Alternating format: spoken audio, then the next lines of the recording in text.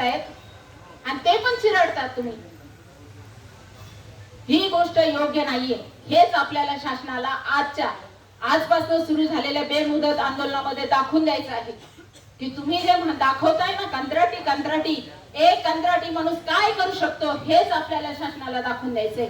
आज आमचे हे ज्या एनएम LHV GNM ज्या आहेत या सेवा देत आहेत, ह्या सेवा आज यांनी देऊन बघा. आज आमच्या ज्या महत्वाच्या सेवा आहेत SNCUच्या, NBSUच्या, डायलिसिसच्या, या सेवा आज बंद पडायची वेळ आली आहे. का तर आमचे कंत्राटी कर्मचारी जीव लावून त्या गोष्टी करतात. आज स्वतःचा जीव जोखीम मध्ये टाकून कोविड मधल्या कालावधीमध्ये आमचे कंत्राटी कर्मचारी असू, वैद्यकीय अधिकारी असू, स्टाफ असू, यांनी काम केलेलं आहे. त्याचा मोबदला काय दिला शासनाने? आज तुम्ही फक्त कुठेतरी त्यावेळेस भत्ता देऊन जर आमचे तोंड बंद करत असाल तर ही चुकीची गोष्ट आहे. टाकून द्या ना. हा जो अत्यावश्यक सेवा म्हणता, अत्यावश्यक सेवेमधला कर्मचारी हा कंत्राटी स्वरूपात काम करतो, ही किती लाजिरवाणी गोष्ट आहे शासनाच्या लेखी. तुम्ही रेग्युलरच्या इतक्या भरत्या करतात, त्यामध्ये जागा होत नाही. जागा आहेत म्हणूनच करताय ना. मग हेच कर्मचारी सामावून घ्या ना त्या जागेवरती. आज सर्व क्वालिफाईड, वेल क्वालिफाईड लोक आहेत आपले. असं शासन कुठे म्हणू शकत नाही की तुम्ही क्वालिफाईड नाहीये किंवा त्या जागेवरती तुम्ही बसू शकत नाही. सर्व जागेवरती आज आपण बसू शकतोय, पण शासनाची इच्छा पाहिजे. शासनाची कुठेही इच्छा नाहीये ह्या कर्मचाऱ्यांना सामावून घेण्याची. त्यामुळे शासन ही गोष्ट करत नाहीये. का तुम्ही काल आंदोलनाचा ज्यावेळेस तुम्ही 15 दिवसांपासून पुकारले आंदोलन करतोय, तुमचे ज्यावेळेस निवेदन पडायला लागले त्यावेळेस ते आज मीटिंग लावतात. इतके दिवस त्यांच्या मीटिंगला त्यांना वेळच भेटला नाही का? शासन चालढकलपणा का करताय प्रत्येक गोष्टीमध्ये? तर माझं सर्वांना पुन्हा एकदा विनंती आहे की तुम्ही आज ज्या ताकदीने, जेवढ्या संख्येने आज उपस्थित राहिलाय, या संख्येने जोपर्यंत आपलं आंदोलन बंद होणार नाही किंवा संपणार नाही, शेवटचं काहीतरी आपल्या हातात पडणार नाही, तोपर्यंत आपण हे काम बंद आंदोलन थांबवायचं नाही आणि ही उपस्थिती कमी होऊ द्यायची नाही. कितीही काही झालं तरी प्रत्येकाच्या घरी प्रॉब्लेम्स आहेत. आज माझा मुलगा तापाने फणफणलेला आहे तरी मी आज इथे बसते. हे आपण कुठेतरी दाखवून द्या. ह्या ज्या 20 मागण्या दिल्यात ना शासनाला म्हणा याचं काहीतरी करा. किती दिवस आम्ही असं धडणार आहोत? आजही PM मिळायचे मुले बसलेले इथं 4 महिने झाले या लोकांचे पगार नाही, ना घर नाही, मुलं नाही. मग का तुम्ही घेता? कशाला योजना वाढवता, कशाला स्कीम वाढवता? तुम्हाला जर याच्या सांभाळणं होत नाहीये, तुम्हाला नाही होत नाही लोकांना चालवणं, घेऊ नका, कर्मचारी घेऊ नका. तुमच्याकडे आहे ना तेवढी स्ट्रेंथ, तुम्ही तुमच्या लोकांवरती चालून दाखवा. तुमचे आरोग्य यंत्रणा काढून टाका म्हणतो आम्ही सगळ्यांना. आम्ही आमच्या पद्धतीने आमचे पोट भरू, जसे भरायचे तसे. पण कशासाठी? दरवर्षी 2-3 योजना काढता तुम्ही आणि काय करता ते कर्मचाऱ्यांचं? गरज असली का तुम्हाला माणसं आठवतात, गरज नसल्यावरती तुम्ही माणसांना पाठवून देता घरी. आज त्या कर्मचाऱ्यांची ती तशी अवस्था झालेली आहे. आज तुम्ही त्यावेळेस तुमच्याकडे योजना, तुम्हाला वाटलं आम्ही काहीतरी करून दाखवू. आरोग्याचा बोलबाला करायचं होतं म्हणून ते कर्मचारी घेतले. आज त्या कर्मचाऱ्यांना महिला बाल स्वीकारेना, आरोग्य स्वीकारेना. कुठं जायचं त्यांनी? आज कुणाचा दरवाजा ठोठवायचा? त्यांची खंत पुन्हा पुढे मांडायची. शासन ऐकायला तयार नाही, प्रशासन ऐकायला तयार नाहीये. तुम्ही कागदी खेळ मांडता का? सगळा कागद खेळता फक्त. हे त्याला आंदोलनाचं पत्र देताय, ते त्याला पत्र देताय. अरे ठोस निर्णय घ्यायला कोण शिकणार आणि कधी करणार तुम्ही ठोस निर्णय या सगळ्या गोष्टींचा? प्रत्येक नियम प्रत्येकाला कळत असतो. आज इथं बसलेल्याला प्रत्येकाला माहिती आहे नियम काय असतात, कसे असतात, कशाबरोबर खातात ते. फक्त एकच गोष्ट आहे, फरक एकच आहे की ते प्रत्येकाला मांडता येत नाही. त्यामध्ये त्या माणसाचा, प्रत्येकाचा काही समस्या असतील असं नाहीये. शासनाने आज ते कुठेतरी जागं होऊन दाखवून द्यावं, ते आपण त्यांना जागं करावं.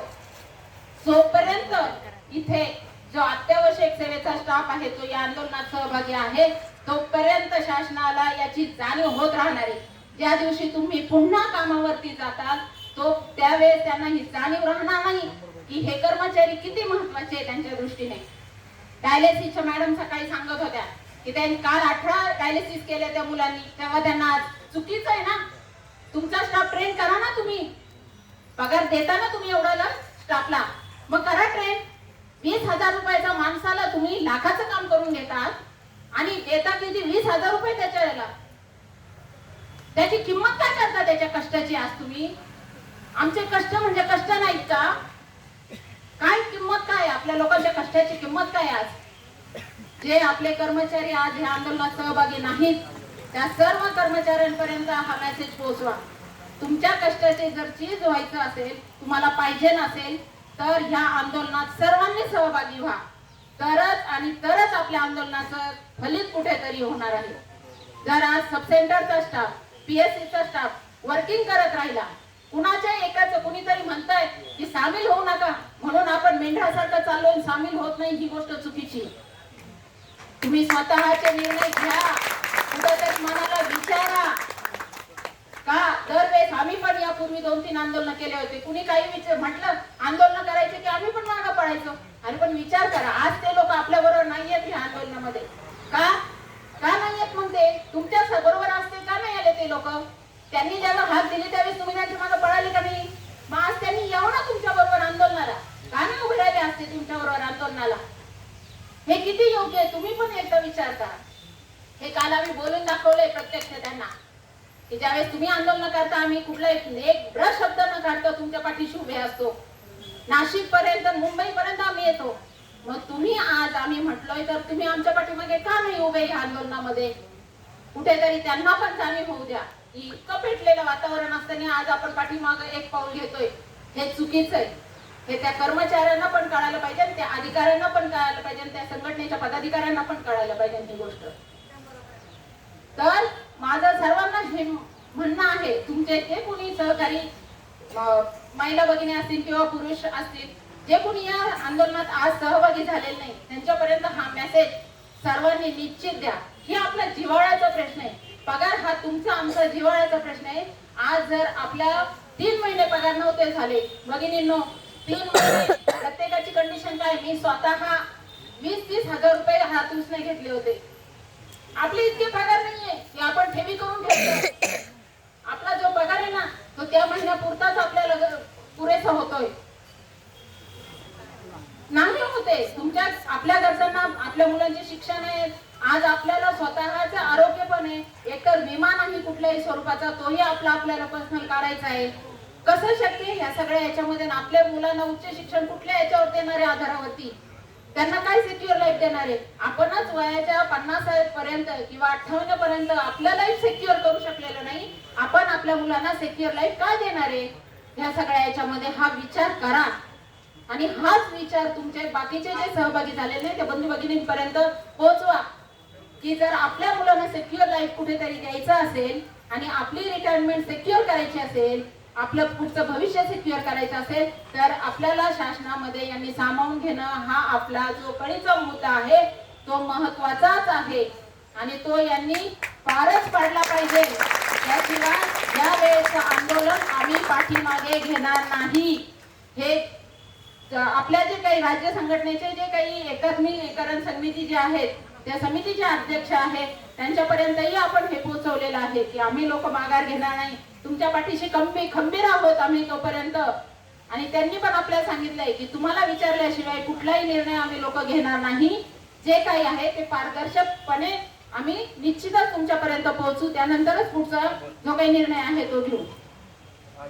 तरी आपलं हे आंदोलन यशस्वी करणं, हे सर्व जे एनएचएम कर्मचारी आहेत, मग ते जिल्हा असू, तालुका असू, पीएससी असू, सब सेंटर असू, तिथपर्यंत जे कर्मचारी आहेत त्या सर्वांच्या हातामध्ये आहे.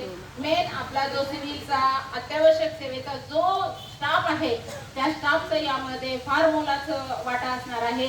तरी माझी सर्वांना पुन्हा विनंती राहील आणि तुम्ही सर्वजण या ठिकाणी आलात त्याबद्दल मी तुमचं सर्वांचं पुन्हा एकदा स्वागत करते आणि माझे 2 शब्द संपवते. धन्यवाद.